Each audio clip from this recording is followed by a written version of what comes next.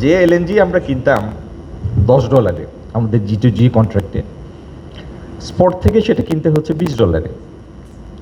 যে crude oil আমরা কিনতাম 50, 55 বা $60, সেটা কিনতে হচ্ছে $116। প্রাণ ফ্রুটো, সময় অসময় ফ্রুটোময়।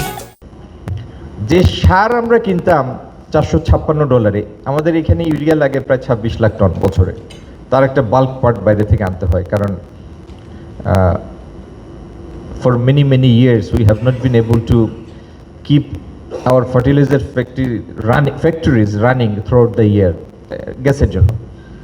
তো যেই গ্যাস দিয়ে আমরা চালাতে পারি না ফার্টিলাইজার, সেটাই আবার বাইরে থেকে, দেশের বাইরে থেকে আনতে হয় খরচ করে।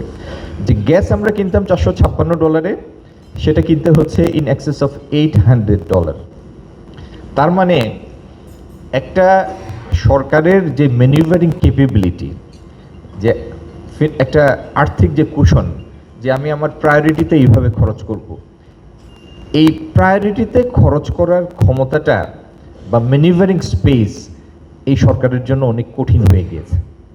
এটা জানা থাকা দরকার, মানে জানা, I am pretty sure you all are aware of it. তারপরেও এই ফোরাম থেকে বলা মানে আপনাদের সাথে আবার ফর্মালি বা নতুন করে শেয়ার করা।